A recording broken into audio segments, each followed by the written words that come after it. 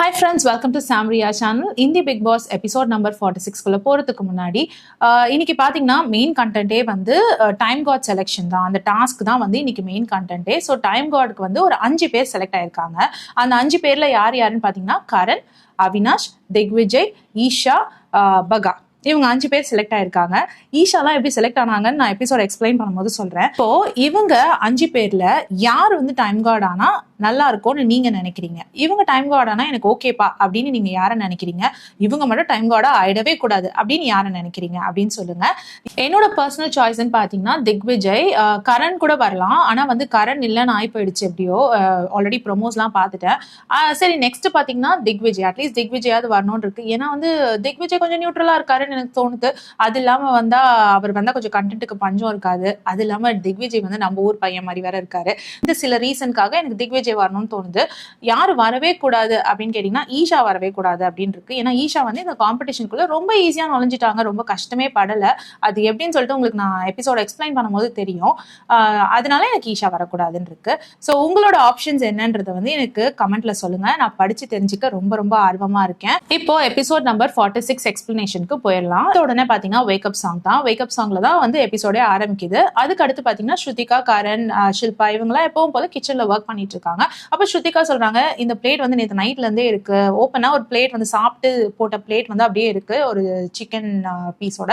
So இந்த plate அப்படியே இருக்கு அப்படின்னு சொல்லிட்டு ஸ்ருதிகா சொல்றாங்க. அவினாஷை தான் கூப்பிட்டு சொல்றாங்க, இங்க பாருங்க இந்த பிளேட் இப்படி இருக்கு, இது யார் சாப்பிட்டது தெரியல, போய் டைம் கார்டு கிட்ட சொல்லுங்கன்ற மாதிரி சொல்லவும் அவர் வந்து இங்க ஓகே ஓகே அப்படின்னு சொல்லிட்டு வெளியில போய் ரஜத் கிட்ட வந்து உள்ள ஒரு பிளேட் சாப்பிட்டு அப்படியே கிடக்கு, யாரு பண்ணான்னு தெரியல, இது ஒரு பிரச்சனையா ஆக்க பாக்குறாங்க, நீங்க போய் பாருங்க அப்படின்ற மாதிரி அவினாஷ் வந்து கொளுத்தி போட்டு போறாரு. அதாவது வந்து அவர் ரொம்ப நல்லவராம்.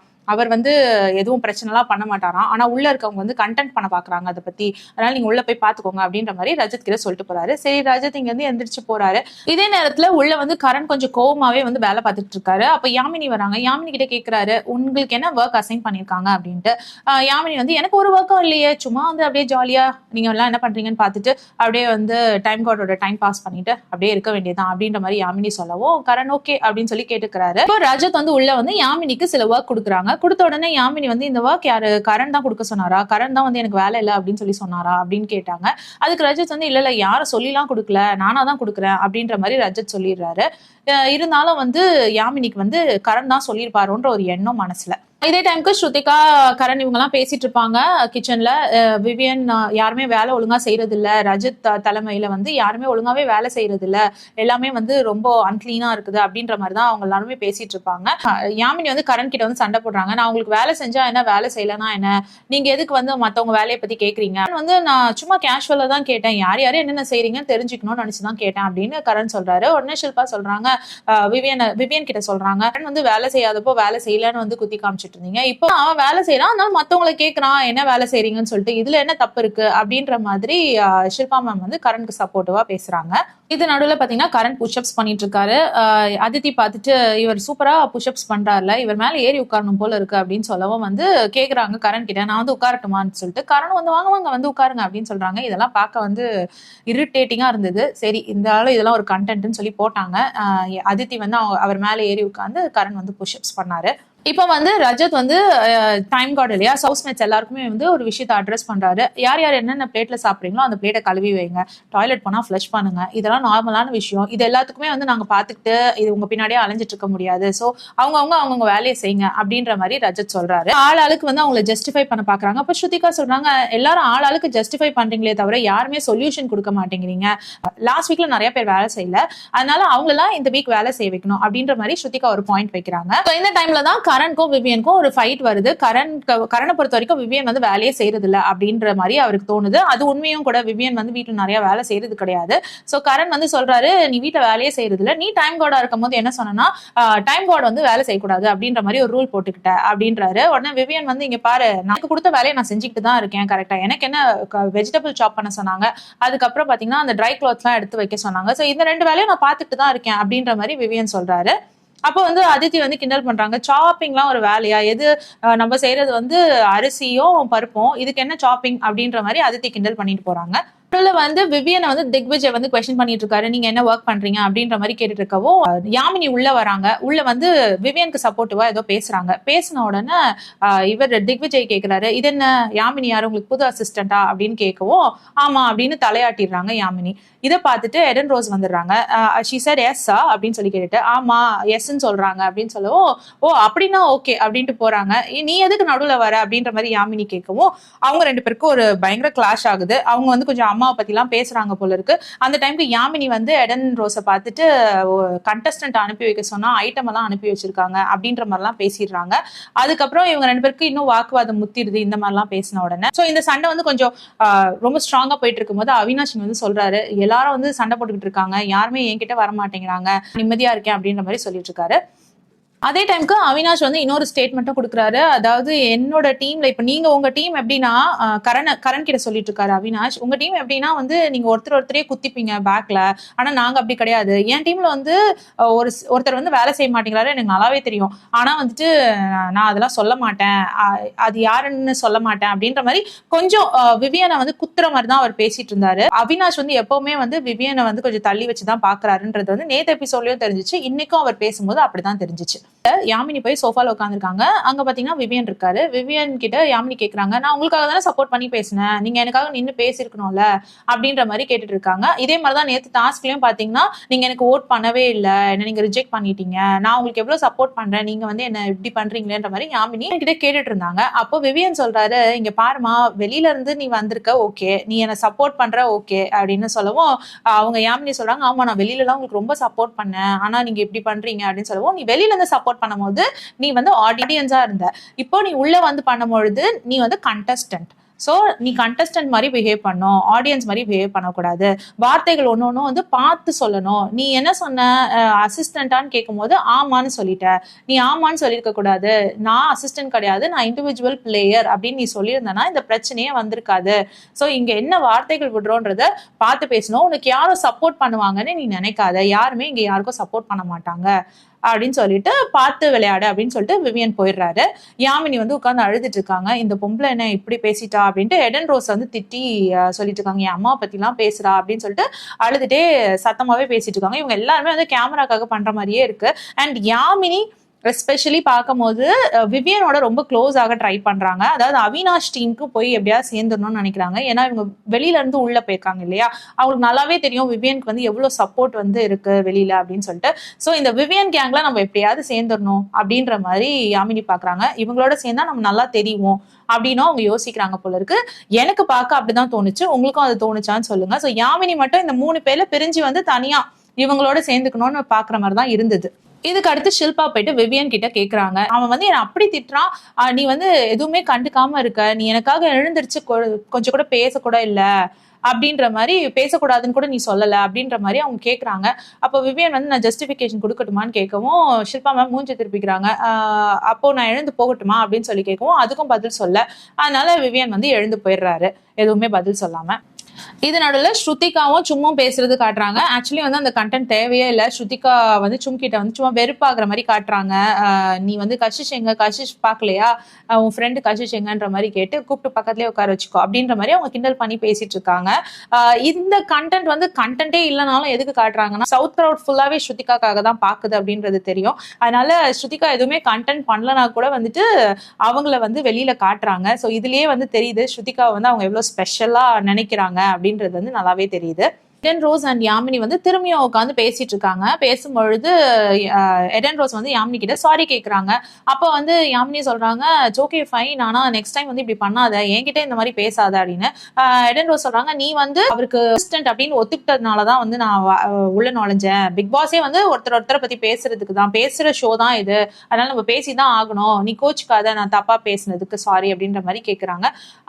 யாமினி வந்து என்கிட்ட அப்படி பண்ணாத அப்படின்ற மாதிரி சொல்லிடுறாங்க. படுத்திருக்காரு. ஷில்பா போயிட்டு அவர் காலில் தண்ணி ஊற்றி முடிச்சிருக்கீங்களான்னு கேட்டுட்டு எனக்கு வந்து நீ இன்னைக்கு பர்த்டே ஸோ கேக் செய்வேன்னு எனக்கு தெரியும், ஆனால் எனக்கு கேக் வேணாம், எனக்கு வந்து ஆலு டிக்கி தான் வேணும், உருளைக்கிழங்குல கட்லட் போல இருக்கு அது செய்யணும், எனக்கு அதுவும் 4 டிக்கி வேணும், அது எல்லாமே எனக்கே வேணும் அப்படின்ற மாதிரி அவங்க கேட்குறாங்க. விவியன் வந்து கண்டுக்காத மாதிரி அப்படியே படுத்துட்டு இருக்காரு, எதுவுமே பதில் சொல்லாம. பிக் பாஸ் இப்ப ரஜத் கிட்ட பேசுறாரு, எல்லாம் நல்லா போதா அப்படின்ற மாதிரி கேட்டுட்டு வாங்க எல்லாரும் வந்து லிவிங் ஏரியாவுக்கு வாங்கன்ற மாதிரி லிவிங் ஏரியாவுக்கு கூப்பிட்டு டாஸ்கை பத்தி எக்ஸ்பிளைன் பண்றாரு. ரஜத் கிட்ட சொல்றாரு, உங்களோட டைம் கார்டு பதவி வந்து முடிய போகுது, ஸோ இப்போ வந்து நம்ம அடுத்த டாஸ்க் வைக்க போறோம் டைம் கார்டுக்கு அப்படின்றாரு. அந்த டைம் கார்டு டாஸ்க்கு வந்துட்டு இந்த தடவை வெறும் மேல் கண்டஸ்டன்ஸ் தான் வந்து போட்டி போட போறாங்க அப்படின்னு சொன்னோம். Female contestants this is bad அப்படின்ற மாதிரி சொல்றாங்க.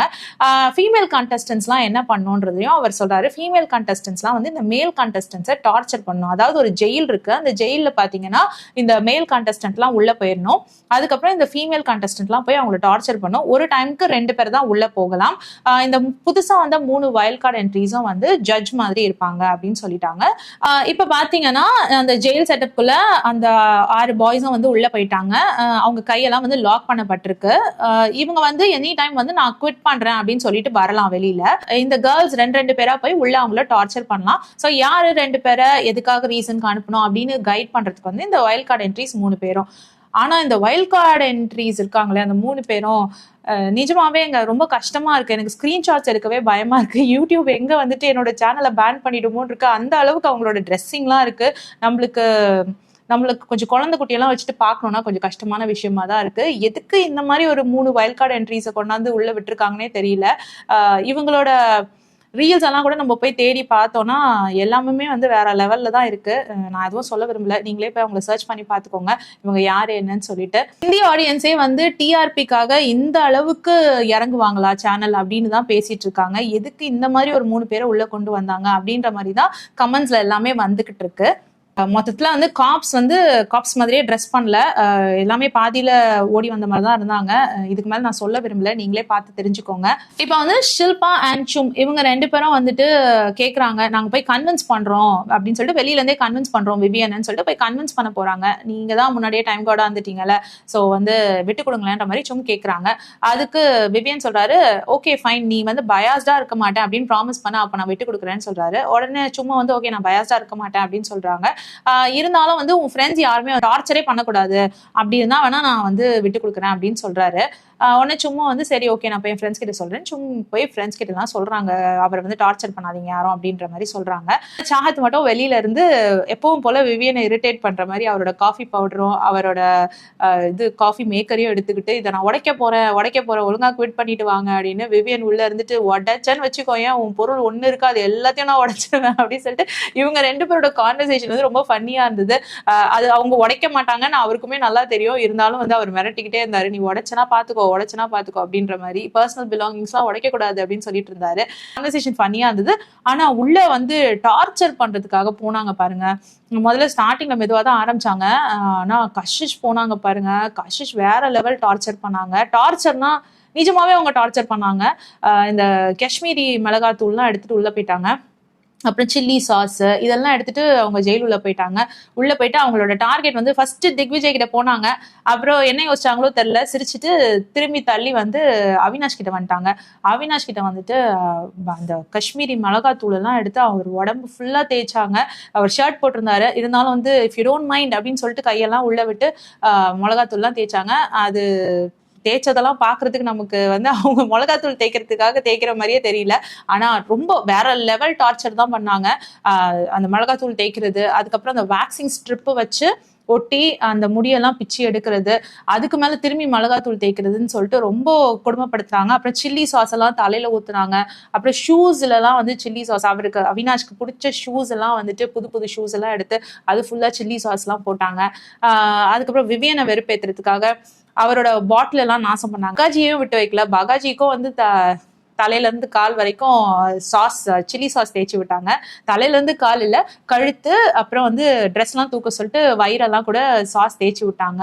சில்லி சாஸ் மிளகாத்தூளும் தேய்ச்சி விட்டாங்க. இந்த மாதிரி எல்லாரையுமே வந்து அவங்க டார்ச்சர் பண்ணிட்டு இருந்தாங்க. ரொம்ப டார்ச்சர் பண்ணது யாருன்னு பார்த்தா அவினாஷ் தான் குவிட் பண்ண சொல்லி ரொம்ப டார்ச்சர் பண்ணிட்டு இருந்தாங்க. அவங்க பார்க்கவே வந்து கொஞ்சம் என்ன சொல்றது, பயங்கரமா இருந்ததுன்னு வச்சுக்கோங்களேன் அந்த டார்ச்சர். அதுக்கப்புறம் சும்மா வந்து அவினாஷ் டார்ச்சர் பண்ணிட்டு இருந்தாங்க. வேக்சிங் பேப்பர் ஒட்டி ஒட்டி இழுத்துட்டு இருந்தாங்க.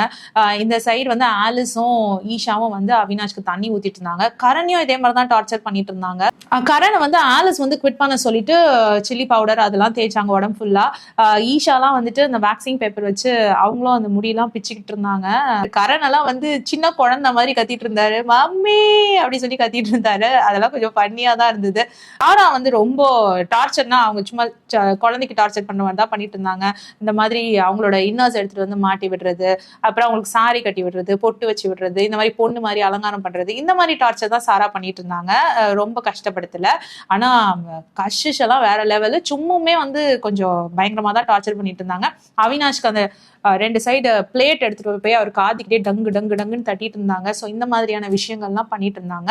கடைசியா வந்து என்ன நடந்ததுன்னா, ஒரு டைம்ல வந்து அவினாஷ் வந்து ஈஷா கிட்ட கேட்டாரு, நான் உனக்கு விட்டு கொடுத்துட்றேன், நீ வந்துடுறியா அப்படின்ட்டு. ஈஷா வந்து நோ நோ நோ, நீ இவ்வளவு கஷ்டப்பட்டிருக்க, நீ வரக்கூடாது, நீ நின்று விளையாடு அப்படின்ற மாதிரி சொல்றாரு. அப்புறம் விவியன் என்ன பண்றாரு, ஆலிஸ்க்கு விட்டு கொடுக்குறாங்க. ஆக்சுவலி இவங்க பிளானே வந்து அவினாஷ் வந்து ஈஷாக்கு விட்டு கொடுக்கணும், விவியன் வந்து ஆலிஸ்க்கு விட்டு கொடுக்கணும் அப்படின்ற மாதிரி தான் பிளான் மாதிரி தெரிஞ்சிச்சு. அவங்க 2 பேர் தலையாட்டி அப்படி பேசிக்கிட்டதெல்லாம் வந்து அப்படிதான் அந்த பிளான் மாதிரி தெரிஞ்சிச்சு. ஆனா ஈஷா வந்து இங்க நான் எடுத்துக்க மாட்டேன்னு சொல்லிட்டாங்க. விவியன் வந்து ஆலிஸ்க்கு விட்டு கொடுத்துட்டாரு. அப்புறம் கொஞ்ச நேரத்திலேயே ஆலிஸை வந்து நான் டார்ச்சர் பண்ண போறேன்னு ஈஷா உள்ள போனாங்க. டார்ச்சர்லாம் பண்ணல, லிப்ஸ்டிக் வச்சு சும்மா அப்படி அவ மூஞ்சில வரைஞ்சிட்டு இருந்தாங்க. அப்ப சொல்லிட்டு இருந்தாங்க, விவியன் வந்து சொல்றாரு என்ன வந்து மாத்திக்க சொல்லி அப்படின்னு சொன்னாங்க. சொன்ன உடனே ஆலிஸ் வந்து ஓகே ஃபைன், நான் குவிட் பண்றேன், நான் வந்து ஈஷாக்கு கொடுக்குறேன் அப்படின்னு சொல்லிட்டு ஈஷாக்கு விலங்க மாட்டிட்டு வெளியில போறாங்க. பிக் பாஸ் என்னமோ ஈஷா கையில விலங்க மாட்டுறதுக்காகவே வெயிட் பண்ணிட்டு இருந்த மாதிரி தெரிஞ்சிச்சு. அந்த டைம் மாட்டின உடனே வந்து அவங்களை டார்ச்சர்லாம் பண்ணல, உடனே வந்து பஸர் அழுத்திட்டாரு, எல்லாருக்கும் டார்ச்சர் ஓவர் அப்படின்னு சொல்லிட்டு. இப்போ ஜெயிலுக்குள்ள இருக்கிறவங்க தான் வந்து டைம் கார்டு போட்டிக்கு போட்டியிட போற போட்டியாளர்கள் அப்படின்னு சொல்லிட்டு அறிவிச்சிட்டாரு. இதுல வந்து ரொம்ப டார்ச்சரே அனுபவிக்காத 2 பேர் அப்படின்னு பாத்தீங்கன்னா ஈஷா, அதுக்கப்புறம் திக்விஜய் பக்கம் கூட யாருமே நிறைய போல. திக்விஜய் வந்துட்டு ஈஷா வந்து சும்மா லிப்ஸ்டிக் வச்சு ஏதோ உன் தலையில எழுதட்டுமா, உன் கணத்துல எழுதட்டுமான்னு ஏதோ வம்பு பண்ணிட்டு இருந்தாங்க. நான் ஈஷான்னு எழுதட்டுமா அப்படின்லாம் கேட்டுட்டு இருந்தாங்க. அது பார்த்தா வந்து டார்ச்சர் மாதிரிலாம் தெரியல, 2 பேரும் கொஞ்சிக்கிட்டு இருக்க மாதிரி தான் இருந்தது. அது நிஜமாவே டார்ச்சர் மாதிரியே தெரியல. ஸ்ருதிகா வந்து பெருசா யாரையுமே டார்ச்சர் பண்ணல. ஸ்ருதிகா வந்து நான் திக்விஜய் கன்வின்ஸ் பண்ண போறேன், ஜெயிலுக்குள்ள போறாங்க. ஆனா போயிட்டு அவங்க பேச ஆரம்பிக்கிறதுக்குள்ளேயே அங்கிருந்து ரஜத் ஓடி வந்து சொல்றாரு, இதை பாரு, நீ யாருக்காகவும் விட்டு கொடுத்துடாத, இதுல வந்தனா உனக்கு நிறைய பவர் கிடைக்கும், இந்த பவரை விட்டு கொடுத்துடாத, வேற லெவல்ல மாஸ் பண்ணலாம் அப்படின்ற மாதிரி ரஜத் வந்து திக்விஜய் கிட்ட சொல்லிடுறாரு, விட்டு கொடுத்துடாதன்னு சொல்லிட்டு. அதுக்குள்ள பஸரும் பிரஸ் பண்ணிடுறதுனால சோ அவங்க 5 பேர் தான் வந்து நெக்ஸ்ட் டைம் காட் காம்படிஷனுக்கு போட்டியிட போற போட்டியாளர்கள்னு அறிவிச்சிட்டாங்க. வெளியே வந்தோடனே விவியன் வந்துட்டு கஷிஷ் கிட்ட என்னோட பாட்டில பழைய மாதிரியே திருப்பி கொடு, நீ எவ்வளவு நாசம் பண்ணி வச்சுட்ட, அதை திருப்பி கொடு அப்படின்றாரு. அதுக்கு வந்து நானும் உங்களோட ப்ராப்பர்ட்டி எடுக்கல, அது பிக் பாஸ் ப்ராப்பர்ட்டின்னு சொல்லுவேன், அது என்னோட பர்சனல் ப்ராப்பர்ட்டி அப்படின்றாரு. இல்ல அது பிக் பாஸ் கொடுத்தது தானே, ஸோ டாஸ்க்குனா அதெல்லாம் எடுக்கலாம், ஒன்றும் பிரச்சனை இல்லை அப்படின்னு சொல்லி. இல்ல நீ எனக்கு கழுவி கொடுன்னு கேட்ட உடனே நீங்க ரொம்ப டிமாண்டிங்கா கேட்குறீங்க, கொஞ்சம் ப்ளீசிங்கா கேட்டா கூட நான் செஞ்சு தந்திருப்பேன், நீங்க வந்து டிமாண்டிங்கா கேட்குறீங்க, என்னால செய்ய முடியாது அப்படின்ற மாதிரி கஷிஷ் வந்து சண்டை போட்டுட்டு இருக்காங்க. அதுக்கப்புறம் ஷில்பா கிட்ட போயிட்டு ஷில்பா வந்து ஆப்பிள் எடுத்துக்கலாமா அப்படின்ற மாதிரி ஹவுஸ்மேட்ஸ் கிட்ட கேட்டுட்டு இருக்காங்க. அதுக்கு விவியன் வந்து சொல்றாங்க, இந்த மாதிரி கொஸ்டினே நீங்க கேட்கக்கூடாது, என்னோட ஆப்பிளும் சேர்த்து உங்களுக்கு தான், என்னோட ஃப்ரூட்ஸும் சேர்த்து உங்களுக்கு தான், நீங்க போய் சாப்பிடுங்க, இந்த மாதிரி கொஸ்டின்ஸ் கேட்டுட்டு இருக்காதீங்க, இந்த கொஸ்டினே வந்து தேவையில்லாத கேள்வி அப்படின்ற மாதிரி விவியன். சாப்பிடணும்னு தோணுனா ஃப்ரூட்ஸ் எடுத்து சாப்பிடுங்க அப்படின்ற மாதிரி விவியன் வந்து சொல்றாரு ஷில்பா மேம் கிட்ட. அனுபவிச்சாங்க இல்லையா அவினாஷ் அண்ட் கரண், இவங்களுக்குலாம் ரொம்ப டார்ச்சர். அதனால அவங்க ஏன்னா ட்ரெஸ் எல்லாம் கழட்டி அவங்க மேல மிளகாத்தூள்லாம் தேய்ச்சதுனால அவங்க உடம்பெல்லாம் எரிச்சல். 2 பேரும் நேரா போயிட்டு ஸ்விம்மிங் பூல்குள்ள குதிச்சாங்க. அதுக்கப்புறம் கரண் வெளியில வந்த உடனே இந்த அலுவிரா ஜெல் எல்லாம் வந்து சும் தடவி விட்டுட்டு இருந்தாங்க. அதே டைமுக்கு சும் வந்துட்டு ஒருவேளை ஓட்டிங் சிஸ்டம் இருந்தா யார் யார் ஓட் பண்ண வைக்கலாம் கரனுக்குன்னு நினைச்சாங்களோ என்னமோ தெரியல, கஷிஷை கூப்பிட்டு பேசுறாங்க சும், இந்த மாதிரி நீ ஓட்டிங் சிஸ்டம் வந்தா கரனுக்கு ஓட் பண்ணணும் அப்படின்ற மாதிரி கேட்கறாங்க. கஷிஷ் சொல்றாங்க, எனக்கு அவினாஷ் ஈஷா இவங்களுக்குலாம் கண்டிப்பா ஓட் பண்ண மாட்டேன், பகாவும் ஓட் பண்ண மாட்டேன், எனக்கு வந்து திக்விஜய் ஒரு கரண் இவங்க 2 பேர்ல யாருக்காது, ஸோ எனக்கு என்ன தோணுதோ அப்ப நான் பண்ணுவேன் அப்படின்ட்டு போயிட்டாங்க. இப்போ வந்து விவியன் அண்ட் ரஜத் வந்து பேசிட்டு இருக்காங்க இந்த டாஸ்க்கு அப்புறமா. இந்த மாதிரி யாரை சப்போர்ட் பண்ணலாம் அப்படின்ற மாதிரி பேசிட்டு இருக்காரு. ஸோ ரஜத் வந்து எனக்கு வந்து கரண் மட்டும் வரக்கூடாது, திக்விஜய் வரணும், இல்லைன்னா வேற யாராவது வந்தா கூட பரவாயில்ல, ஆனா வந்து எனக்கு கரண் மட்டும் வரவே கூடாது அப்படின்ட்டு விவியனோட சப்போர்ட்டை வந்து வாங்கிட்டு இருக்காரு அவரு. அதாவது கரண் வந்துடக்கூடாது அப்படின்றதுதான் அவரோட மெயின் பாயிண்ட். அப்போ விவியன் சொல்றாரு, எனக்கு வந்து கரணை பத்தி ரொம்ப நல்லாவே தெரியும், அவன் வந்து ரொம்ப கான்ஃபிடென்ட்டா இருந்தானா எதுவுமே பேச மாட்டான், அவன் கான்ஃபிடன்ஸே இல்லாம இருந்தாதான் லபோ திபோன்னு கத்துவான். அதுதான் வந்து இப்ப நடந்துட்டு இருக்கு. அவன் வேற நாமினேஷன்ல இருக்கான்ல, அதனாலதான் இப்போ அவர் வந்து ரொம்ப கத்திக்கிட்டே இருக்கான். அவனுக்கு நிதானமே இல்ல.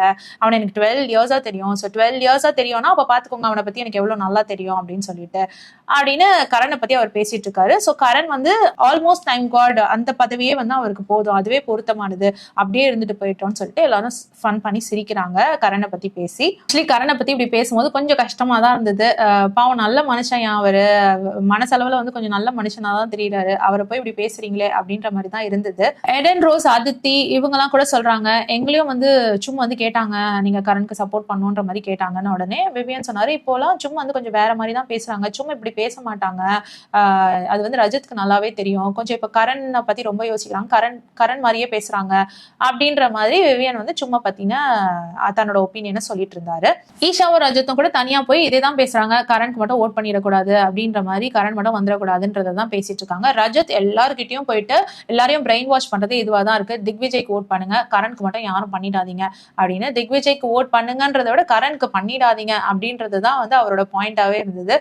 அவருக்கு கரண் மட்டும் டைம் கார்டா ஆயிடக்கூடாது அப்படின்றதுல வந்து அவர் ரொம்ப குறியா இருக்காரு. ஸோ அவினாஷ், விவியன் இவங்க டீம்லயும் உட்காந்து இதேதான் பேசிட்டு இருக்காரு. ஸோ இன்னைக்கு எபிசோடே பாத்தீங்கன்னா சுத்தி கரணை செலக்ட் பண்ணாதீங்கன்னு ரஜத் வந்து எல்லாருக்கிட்டையும் போய் பேசிட்டு இருந்ததா தான் இருந்தது. அதுக்கப்புறம் பாத்தீங்கன்னா வந்து ஷில்பா மேம்க்கு பர்த்டேவா. ஸோ விவியன் வந்து ஷில்பா மேம் கேட்ட மாதிரியே ஆலூல அந்த கட்லெட் செஞ்சு கொடுத்தாரு, உருளைக்கிழங்கு கட்லெட் செஞ்சு கொடுத்தாரு. ஸோ அந்த கட்லெட்டை வந்து கேக் மாதிரி கட் பண்ணி எல்லாருக்கும் ஊட்டினாங்க. இதுல வந்து அதிசயமா போய் ஸ்ருத்திகாவையும் கட்டி பிடிச்சி இவங்க 4 பேருமே வந்து ஒன்னா கட்டி பிடிச்சிட்டு இருந்தாங்க. பார்க்க யுனைடடா 4 பேரும் பரவாயில்லையே பழைய ஃப்ரெண்ட்ஷிப் வந்துருச்சு அப்படின்ற மாதிரி இருந்தது. இருந்தாலும் வந்து திரும்பவும் டாஸ்க்னு ஆரம்பிச்சுன்னா ஒருத்தர் குத்திப்பாங்க தான். ஸோ வெயிட் பண்ணலாம். இதனால சும் திடீர்னு நைட்ல வந்து கரனை பார்த்து நீங்க செல்ஃபிஷ் அப்படின்னு சொல்றாங்க. கரண் வந்து எதுக்குன்னு கேட்டுட்டே இருக்காரு. சும் வந்து நீங்களே யோசிங்க அப்படின்னு சொல்லிட்டு படுத்துடுறாங்க.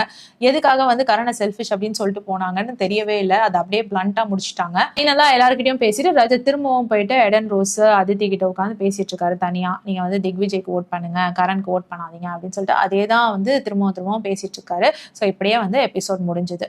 ஏன் இன்னைக்கும் பாத்தீங்கன்னா ஸ்ருதிகாக்கு பெருசா வந்து பார்ட் இல்லைன்னு தான் சொல்லணும். பத்தி பேசும்போது மட்டும் அவங்க சில பாயிண்ட்ஸ் எல்லாம் சொன்னது வந்து வேலிடா இருந்தது. யார் யார் வேலை செய்யலையோ அவங்களெல்லாம் வேலை செய்ய வைங்க அப்படின்றது சொன்னாங்க. அண்ட் ரஜித்தோட தலைமையில இந்த வீடு வந்து அன்கிளீனா இருக்குன்ற மாதிரியும் சொன்னாங்க. ஸோ இந்த பாயிண்ட்லாம் வந்து வேலிடான பாயிண்டா இருந்தது.